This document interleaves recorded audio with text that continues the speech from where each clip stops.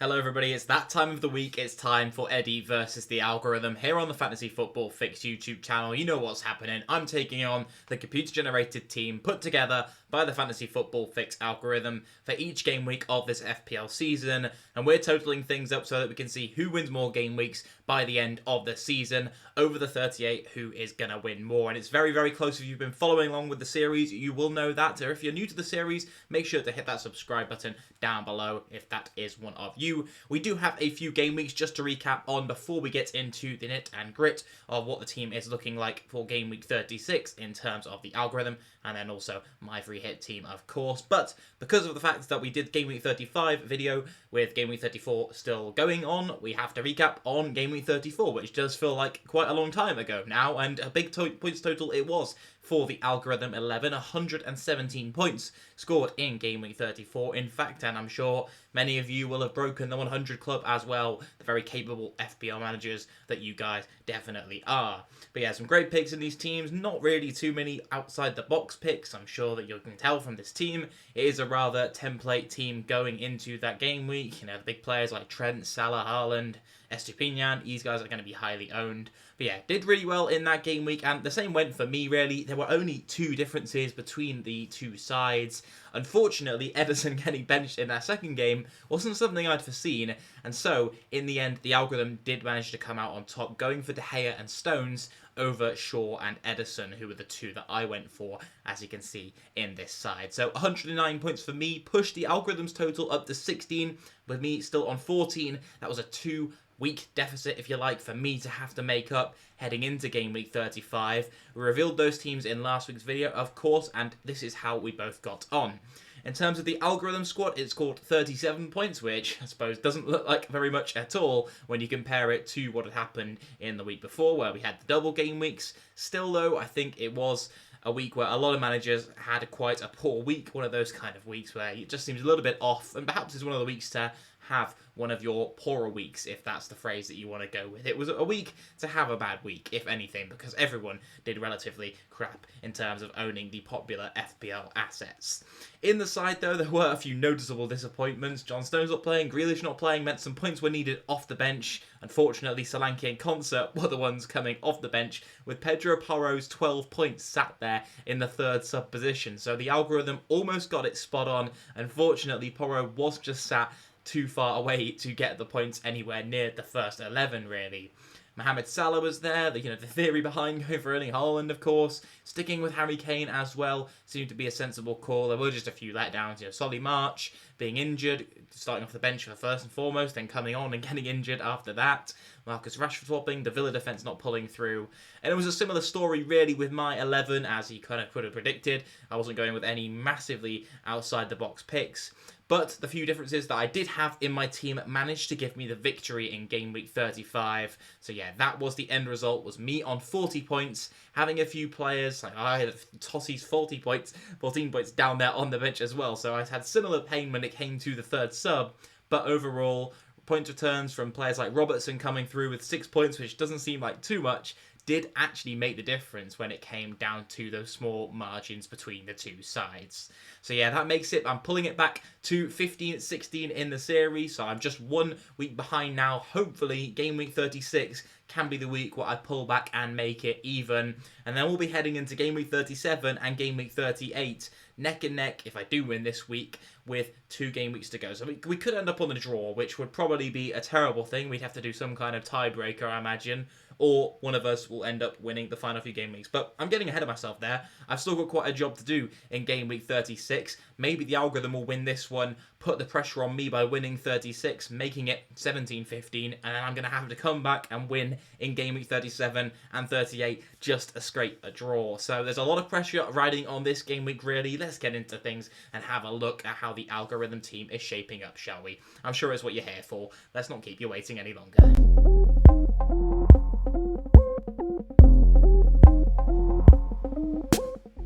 So I'm not going to go through and reveal it one by one this week. I feel like the video is probably getting long enough already. So I'm just going to reveal the whole team for you guys. If you have just skipped to this part of the video, then there you go. I'm sure you'll probably be rather happy you don't have to just skip to where the whole of the team is revealed, because there it is in all its glory for you. This team is predicted to score 80 predicted points for game week 36. And of course, this is the week where we have Brighton with a double game week, and we also have Newcastle with a double game week in this one just around the corner. So we've got Trippier and Schär coming in from Newcastle. We're going to talk about those double game week assets first alongside Joe Willock. So no room for any of the Newcastle forwards, which I thought was a very interesting selection from the algorithm. And then from Brighton, there are 3 Brighton assets. Steele goes between the sticks for the Brighton defensive pick. And then also in midfield, we've got McAllister and Matoma, who seem the obvious options to go for really from Brighton, given that March now seems out with an injury that will probably make him a doubt for these 2 games in game week 36.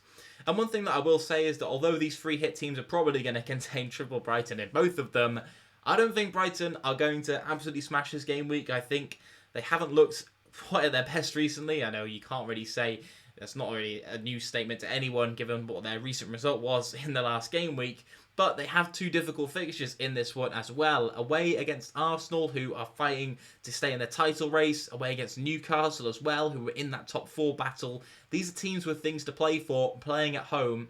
I don't think I can see too much hope of a clean sheet, which I discussed in yesterday's video when we did talk about Brighton defence.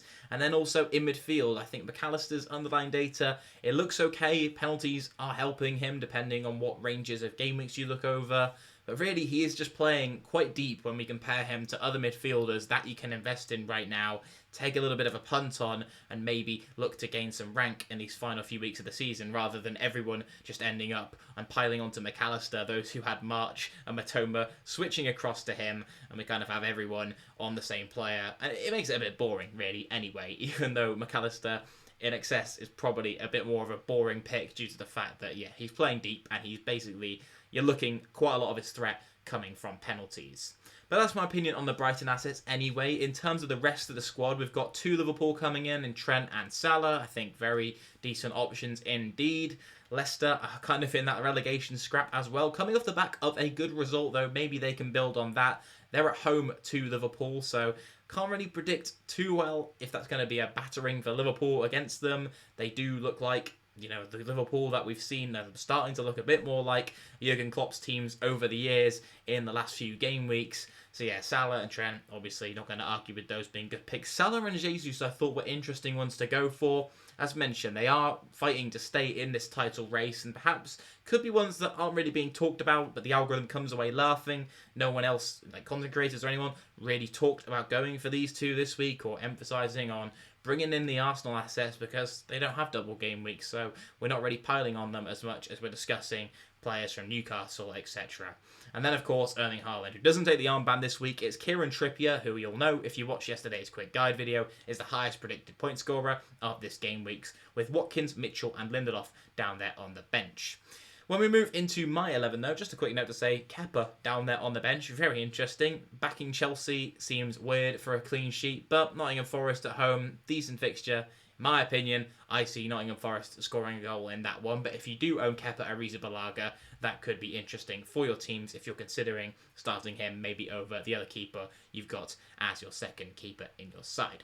But we'll move in and see how my team is different then as we move over to Eddie's 11. And obviously my predicted points are going to be lower. As always, it's 70 predicted points for myself this week. And the team is quite different. I have gone with a few more, though, what was I trying to say there? 2 more rogue options. Trying to get my words out. Forgotten how to speak English for a second. I was looking at David De Gea, and that's what made my brain melt for a second, is why have I decided to go with a Manchester United keeper whose wrists don't seem to work at the moment when he's playing in goal. Now, that's a bit harsh. I'm just a salty Man United fan at the moment, but what I am predicting, and I know this is now going to sound like bias, but I think United are going to bounce back. I know there's talk that fatigue is really hurting them as a side, and I do kind of agree, but I think that Dalot's going to come back into the side. Manchester United are going to look good against Wolves at home, and I can arguably see a clean sheet in this one for them. David De Gea's leading the Golden Glove race, and he's got a lot of clean sheets, and that's for a reason that is still around. And I do think that I'm taking a bit of a risk going with this double United defence, but I do like the look of it, and I don't think there are too many other teams who look that great for clean sheets this week when you've got top teams like Brighton and Arsenal facing off against each other, for example. So that being said, I have gone with Estupiñán just for his attacking threat and numbers from there. You know, guaranteed 4 points, you should say, you know, unless he's getting booked and whatnot. but I've gone with him alongside Trent. And then in midfield, I've gone with McAllister and Matoma, despite what I've said before. I've then gone with Joe Willock as my captain, even though I have got Wilson and Alexander Isak up front in my team. So I've gone with a Newcastle attacking triple up. I do think that there's quite a good chance they keep a clean sheet, or maybe even two, in their fixtures. However, I'm piling in, going for the attacking assets, and I think Joe Willock has looked pretty good lately. I'm taking a bit of a punt due to the fact that, you know, the minutes are a slight risk for Wilson. His underlying data looks better than Isak's, but Isak, you know, equally could suffer from minutes. I think Willock, I should say, in midfield looks a good option, and I'd recommend him as your transfer in this week. If you're between going for him and McAllister, I'd urge you to go towards Willock, at the risk of me being at result for your red arrow this week because you went for Willock and then instead McAllister does really well and Willock does crap. Then sorry about that, but that is just my gut feeling. Let me know if you agree down below in the comments, I suppose, or what your transfer plan is. Let me know down below there as well. And if you want any feedback from me, then I'm happy to give it. On the bench for me, I've just gone with Luke Shaw, I've gone with Mark Way as well, and then Harrison Reed of Fulham. And yeah, not really too much else to note in this side. I'm trying to build it back to make it 16 all in the series. Do you think I'm going to do it or not? I wanted to comment Team Eddie or Team Algo. Who are you for this week? Who are you putting your money on if you had to? Myself or the computer? Thank you very much for tuning in to another episode of Eddie versus the Algorithm. Apologies for my brain melting halfway through at some points. But yeah, it might have been funny for your entertainment at the very least. I wish you all the best of luck for Game Week 36 and may your arrows be green. Goodbye.